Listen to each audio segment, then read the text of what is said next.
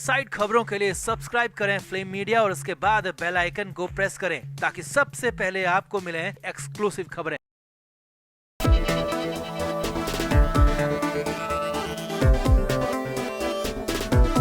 Sushant Singh Rajput case में लगातार कोई न कोई डेवलपमेंट हो रहा है।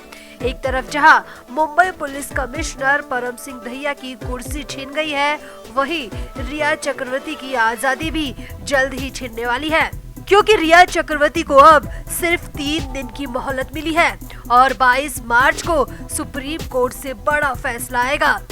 एनसीबी की जरा सी कागजी चूक के चलते फैसला 3 दिन आगे खिसका दिया गया है, वरना तो आज यानी 18 मार्च को ही रिया पर फैसला आ जाता। अब एनसीबी नई स्ट्रेटेजी और नए प्लान के साथ 22 मार्च को सुप्रीम कोर्ट जाएगी और 3 दिन बाद यानी कि 22 मार्च को ही रिया चक्रवर्ती पर दिल्ली से बड़ा फैसला आ जाएगा। तो एनसीबी ने क्या कर दी ऐसी चूक और कौन सी है अब नई प्लानिंग जिसके साथ एनसीबी करेगी सुप्रीम कोर्ट का रुख, आपको बताते हैं सब।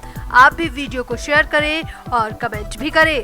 तो रिया चक्रवर्ती को बॉम्बे हाई कोर्ट ने सुशांत केस से जुड़े ड्रग मामले में नियमित जमानत दी थी। उस आदेश में हाई कोर्ट ने ये दर्ज किया था कि सिर्फ गांजा खरीदने के लिए किसी को पैसे देना और गांजा मिलने के बाद उसे जांच एजेंसी से छुपा देना ड्रग का व्यापार करने की श्रेणी में नहीं आता। इसीलिए रिया चक्रवर्ती पर एनडीपीएस एक्ट की धारा 27A का मामला नहीं बनता और रिया चक्रवर्ती को ये कहते हुए जमानत दे दी गई थी। अब हाई कोर्ट ने रिया को जमानत देते वक्त एनसीबी की तरफ से दर्ज किए गए मुकदमे पर कुछ टिप्पणियां भी की थी और हाई कोर्ट की इन टिप्पणियों से ही एनसीबी के केस में काफी असर पड़ गया। अब एनसीबी ने इन्हीं सब बातों को लेकर 18 मार्च को सुप्रीम कोर्ट का रुख किया था और हाई कोर्ट द्वारा ड्रग मामले में रिया चक्रवर्ती को जमानत देने के आदेश के खिलाफ दाखिल याचिका पर सुनवाई करते हुए सुप्रीम कोर्ट ने सुनवाई को सोमवार यानी कि 22 मार्च तक के लिए टाल दिया है। कोर्ट ने कहा कि याचिका सही तरीके से दाखिल नहीं की गई, नारकोटिक्स कंट्रोल ब्यूरो उसमें सुधार करे। जजों को आपत्ति इस बात पर थी कि एनसीबी ने सीधे जमानत को चुनौती दिए बिना ही हाई कोर्ट की तरफ से की गई दूसरी टिप्पणियों को चुनौती दी है। वहीं इस मामले पर एनसीबी के सॉलिसिटर जनरल तुषार मेहता ने बताया, हम जानते हैं कि सुप्रीम कोर्ट सीधे जमानत को रद्द करने का विचार नहीं करेगा, इसीलिए हमने उसे जानबूझकर सीधे चुनौती नहीं दी, लेकिन हमारी समस्या हाई कोर्ट की तरफ से की गई दूसरी बातों पर है। हाई कोर्ट ने रिया चक्रवर्ती को जमानत देते वक्त जो तर्क दिए थे, उनसे एनडीपीएस एक्ट से जुड़े सभी मुकदमों पर असर पड़ रहा है। वकील ने कहा, जो भी आरोपी है वो तो जेल जाएंगे ही, भले ही उसमें थोड़ा वक्त लग जाए क्योंकि कानून की प्रोसेस थोड़ी लंबी होती है, लेकिन हमें उम्मीद है कि 22 मार्च को सुप्रीम कोर्ट हाई कोर्ट की उन टिप्पणियों के खिलाफ जरूर फैसला देगा और अगर हाई कोर्ट हमारे हक में फैसला देता है तो आजाद घूम रहे सभी आरोपी सलाखों के पीछे जरूर जाएंगे। अब इस मामले को लेकर कोर्ट में जो हुआ उसे हम आपको सशब्द बताते हैं। तो सुप्रीम कोर्ट के 3 जजों की बेंच की अध्यक्षता कर रहे जस्टिस S.A. बोबड़े ने एनसीबी को कहा कि हमें ये नया चलन समझ में नहीं आता। आपने जमानत को चुनौती नहीं दी है, लेकिन जमानत देते वक्त कही गई दूसरी बातों को चुनौती दी है। क्या मुख्य आदेश को चुनौती दिए बिना सिर्फ आदेश में दर्ज की गई टिप्पणियों को हटाने की मांग की जा सकती है? इस पर एनसीबी के सॉलिसिटर जनरल ने कोर्ट के संकेत को समझ लिया। वो समझ गए कि कोर्ट सीधे जमानत को रद्द नहीं करेगा, इसीलिए उन्होंने याचिका में सुधार करने की बात कही। एनसीबी के सॉलिसिटर ने कहा कि वो याचिका में सुधार कर उसे दोबारा सुप्रीम कोर्ट में पेश करेंगे।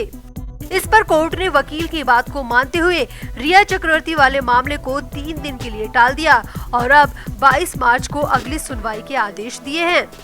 अब कानून के जानने वाले लोगों की माने तो 22 मार्च की तारीख एनसीबी के ड्रग केस के लिए काफी महत्वपूर्ण साबित हो सकती है, क्योंकि अगर सुप्रीम कोर्ट हाई कोर्ट की टिप्पणियों को नकार देता है तो रिया चक्रवर्ती और उसकी गैंग का बच पाना मुश्किल होगा। वो कैसे, हम आपको बताते हैं। अगर टिप्पणियां हटा ली जाती है तो गांजा चोरी छिपे रखने वाला, गांजे के लिए पैसे देने वाला और ब्यूरो से ये सब छुपाने वाला, साथ ही साथ गांजा खरीदने वाला भी एनडीपीएस एक्ट की धारा 27A के अंतर्गत आएगा। मतलब 22 मार्च को तय होगा कि रिया चक्रवर्ती पर एनडीपीएस एक्ट 27A की धारा लगती है या नहीं।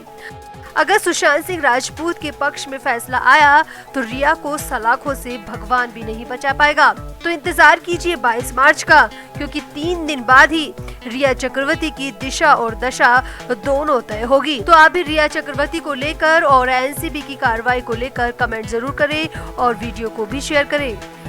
तो शौविक चक्रवर्ती अपनी बहन रिया चक्रवर्ती के साथ सुशांत सिंह राजपूत ड्रग केस में प्राइम सस्पेक्टेड है और दोनों पर ही गंभीर आरोप है। आरोप तो यहाँ तक है कि इन दोनों ने ही सुशांत को जबरदस्ती ड्रग दी, सुशांत को जबरदस्ती इस सिंडिकेट में फंसाया और आरोप ये भी है कि रिया और शौविक ही सुशांत के लिए ड्रग का इंतजाम करते थे और इसके लिए बाकायदा पूरा सेल परचेज का चैनल तक बनाया गया था।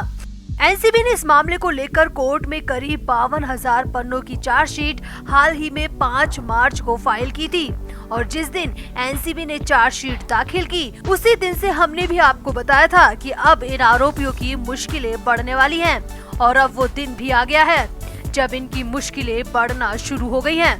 एनसीबी ने शौविक चक्रवर्ती को फिर से जेल भेजने की तैयारी कर ली है। शौविक को फिर से जेल भेजा जाएगा और इस बार एनसीबी के पास ऐसे पुख्ता सबूत है कि शौविक का जेल से बाहर आ पाना बेहद मुश्किल हो जाएगा। यहाँ तक कि शौविक को अब पूरे 20 साल की सजा के बाद ही जेल से बाहर आने की मंजूरी मिलेगी, ऐसा माना जा रहा है।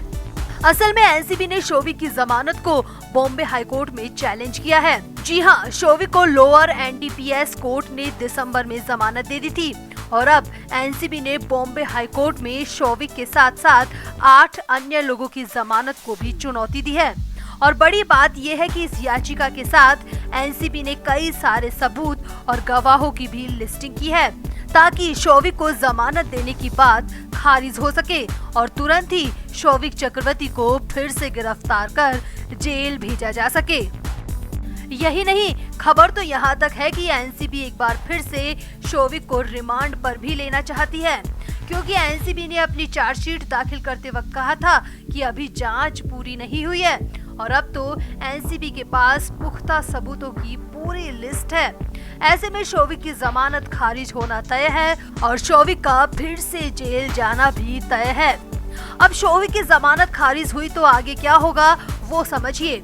तो बॉम्बे हाईकोर्ट ने अगर शौविक की जमानत खारिज कर दी तो तुरंत ही शौविक को कोर्ट में सरेंडर करना होगा और अगर शौविक ने सरेंडर नहीं किया तो शौविक के खिलाफ नॉन बेलेबल वारंट निकाला जाएगा और उसी वारंट के आधार पर तुरंत ही शौविक को सर्च कर गिरफ्तार किया जाएगा। और अगर शौविक चक्रवर्ती इसी बीच फरार हो जाता है तो फिर शौविक के खिलाफ लुकआउट नोटिस जारी होगा और शौविक की मुश्किलें फिर कई गुना बढ़ सकती है। Flame media report.